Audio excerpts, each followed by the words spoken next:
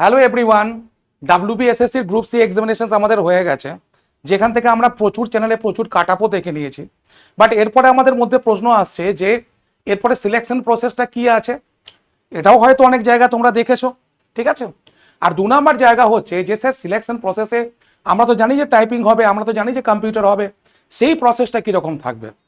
তো আমি তোমাদেরকে নিয়ে গতকাল একটা ভিডিও করার সময় বলেছিলাম যে কাট আপ বলো বা অন্য কিছু সম্বন্ধে এক্সপিরিয়েন্স বলে, এগুলো টিচার কখন বলতে পারে, যখন তাদের একটা প্রিভিয়াস ইয়ার রেকর্ড থাকে। তো এই ক্ষেত্রে 2016 একটা পরীক্ষা হয়েছিল, সেখান থেকে যে রেকর্ডটা পাওয়া যাচ্ছে বা যেরকম স্টুডেন্টদের কাছ থেকে বা যারা পরীক্ষা দিয়েছিল তাদের কাছ থেকে জেনে যতটা আমি ইনফরমেশন গ্যাদার করতে পেরেছি সেটাই তোমাদের সামনে রাখছি। এখানে এই ইনফরমেশনের মধ্যে কোনোভাবে কোনো মিথ্যা নেই, কোনোভাবে কোনো সাজানো কথা থাকবে না, এইটুকু আমি তোমাদেরকে গ্যারান্টি দিতে পারি।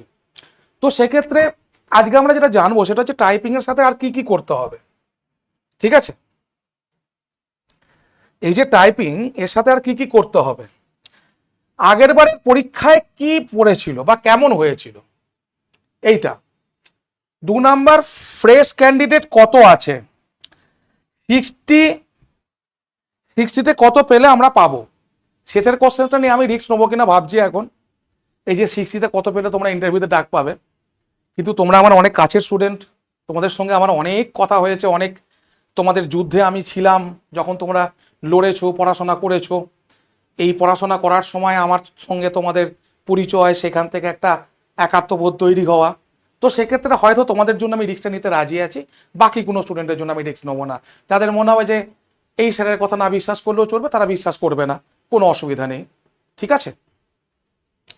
তো প্রথম যে জায়গাটা আমি দেখাতে চলেছি সেটা হচ্ছে এই জায়গাটা দেখো, যে তোমরা যারা নতুন করে প্রিপারেশন নিচ্ছ তাদের কাছে বিরাট বড় আজকের দিনের জন্য সুযোগ।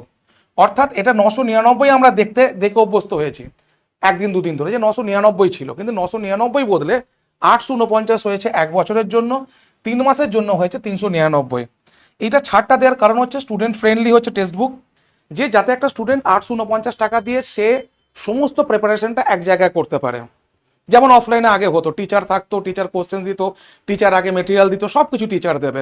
তো সেরকমই আমরাও দিচ্ছি প্রিভিয়াস ইয়ার্স কোশ্চেন্স, যে পরীক্ষার জন্য প্রিপারেশন নিচ্ছ, মক টেস্ট, সমস্ত কিছু।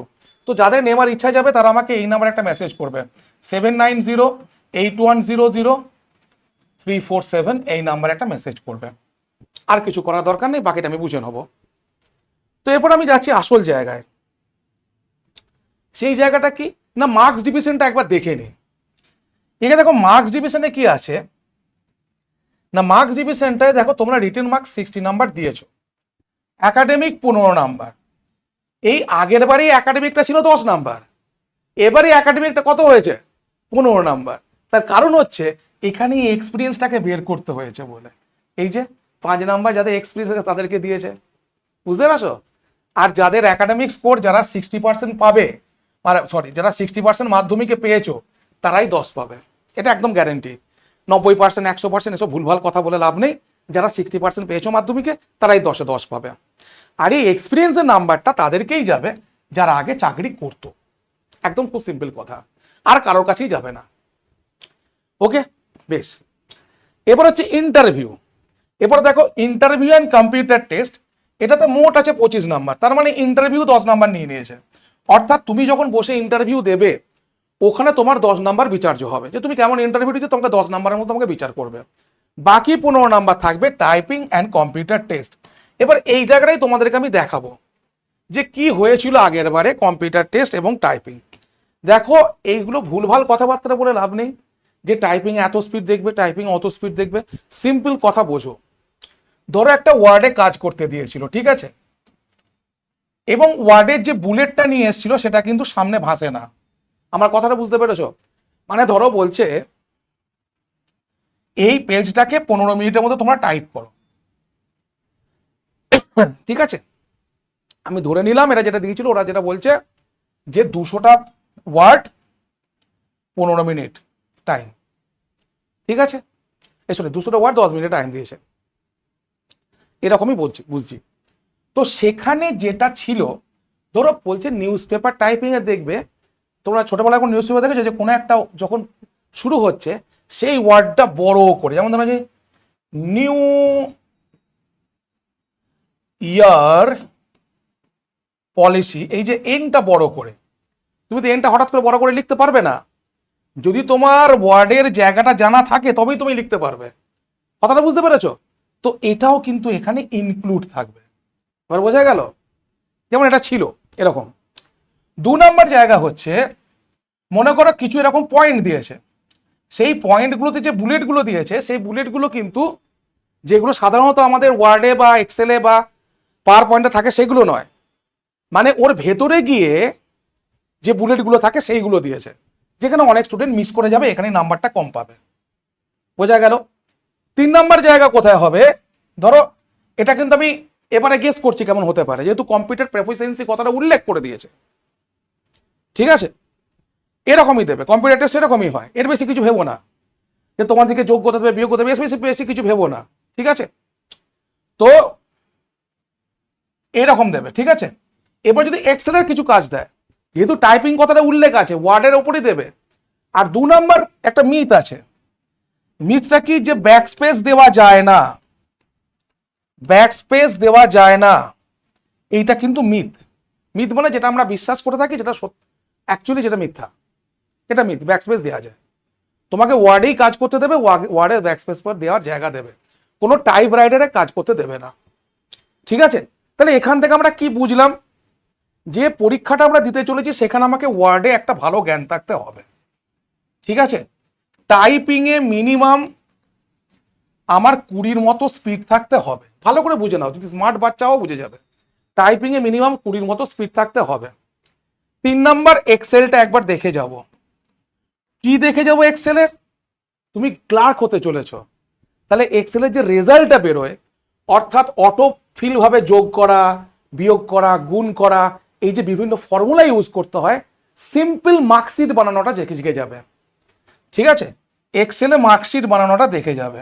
কে বলতে পারে নতুন করে ইনক্লুড করতে পারে? যেহেতু এখানে এক কথা আছে, কম্পিউটার এফিসিয়েন্সি কথাটা উল্লেখ করে দিয়েছে।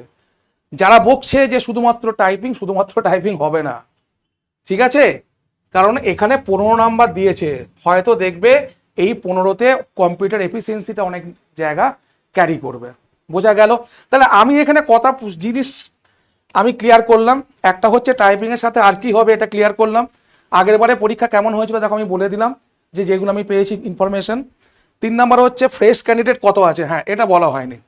দেখো ফ্রেশ ক্যান্ডিডেট কত আছে এটা বলার থেকে যে কতজন তোমার ফ্রেশ ক্যান্ডিডেট ছাড়া কতজন আছে সেটা বলে দেয় সব থেকে বেটার।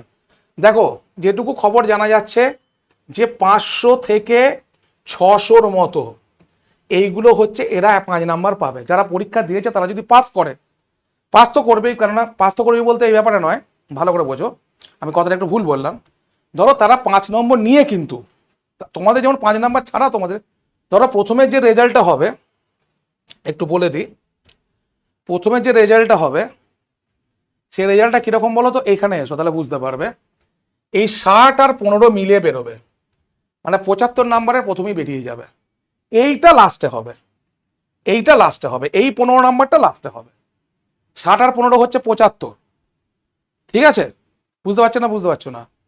এই যে 60, 15 কি না, তোমার একাডেমিক স্কোর এবং এক্সপিরিয়েন্স। ঠিক আছে, আর টাইপিং এবং কম্পিউটার এটা 15 না, এটা 25 নাম্বার থাকবে, সরি এটা 25 নাম্বার থাকবে। তাহলেই তো হয়ে গেল আমাদের 60, আর এখানে তোমার যদি 15 হয়ে যায় তাহলে হচ্ছে 75, আর ইন্টারভিউ উইথ কম্পিউটার হচ্ছে 25, ব্যাস খেলা শেষ। তো ইন্টারভিউ উইথ কম্পিউটার মানে হচ্ছে তোমার এখানে, হ্যাঁ ইন্টারভিউতে তার মধ্যে 10, হ্যাঁ সরি আমি ঠিকই লিখেছিলাম, ইন্টারভিউতে 10 আর কম্পিউটার এবং টাইপিং এই দুটো মিলিয়ে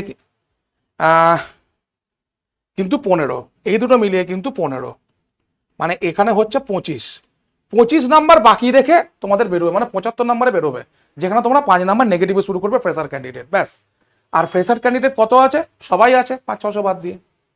ঠিক আছে, এরপর সব থেকে গর্হিত কাজটা আমায় করতে হবে, যে কাজটা আমি করতে চাইছি না, যে স্যার 60-এর মধ্যে কত পেতে হবে। দেখো আমি একটা প্রথম ভিডিও করেছিলাম কাট আপের, অস্বীকার করে লাভ নেই।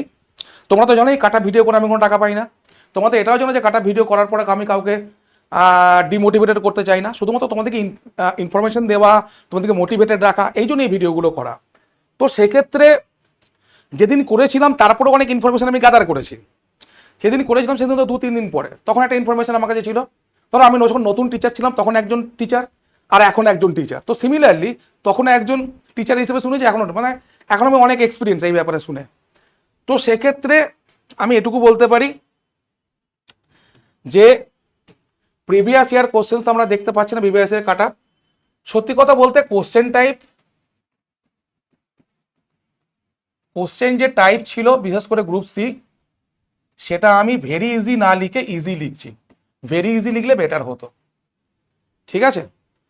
অন্তত যে ইংরাজিগুলো দিয়েছিল সেগুলো খুবই ইজি, ঠিক আছে? তো সেক্ষেত্রে যারা জেনারেল, ঠিক আছে, তারা 52 থেকে 55, এবং বাকি এসসি এসটি বা ওবিসি এইটা লেস দেন 3 to 5 হবে, তার বেশি হবে না। মানে খুব কাছাকাছি নাম্বার নিঃশ্বাস ফেলবে, ঠিক আছে? ধরো 50-এর নিচে কারো কাট আপ যাচ্ছে না আর, বা 49 হলো ম্যাক্সিমাম, তার বেশি নয়, বুঝতে পেরেছ? আর এই 52 থেকে 55 এটাই যাবে, এর বেশি যাবে না। যারা ভাবছো 60-এ 60 যাবে তারা যাবে না অত। তার কারণ হচ্ছে যে এক্সপিরিয়েন্স থেকে তোমরা কথাটা বলছো, সেখানে এক্সপিরিয়েন্স ক্যান্ডিডেট প্রচুর ছিল, আর এখানে কম, এখানে এক্সপিরিয়েন্স ক্যান্ডিডেট অনেক কম, ঠিক আছে? আর এরপর হচ্ছে তোমাদের ধরো সামনে যে এক্সামিনেশনগুলো আছে, যেমন আপার প্রাইমারি বলো, যেমন ধরো এসএসসি বলো, রেল বলো, সমস্ত পরীক্ষায় তোমরা দিচ্ছ। আর একটা তোমাদের জন্য খুশির খবর আছে, সেটা হচ্ছে যে কোনো পরীক্ষার জন্য 5 বছর বয়স বাড়তে চলেছে। তো সেক্ষেত্রে তোমরা পড়াশোনাটাকে চালিয়ে যাও, পড়াশোনাটাকে কন্টিনিউ রাখো। যার জন্য সুপার কোচিং তোমাদের জন্য 1 বছরে 849 টাকা নিয়ে এসছে। তুমি 849 টাকা দাও, 1 বছর নিশ্চিন্ত থাকো। 399 দিলে কি হবে না, তুমি 3 মাস নিশ্চিন্ত থাকবে। 849 দেওয়াটাই আমার মনে হয় বেটার হবে। এরপরে তুমি প্রিপারেশন নাও, যা নেবার নেবে, কারণ এখান থেকে তুমি সবই পাবে।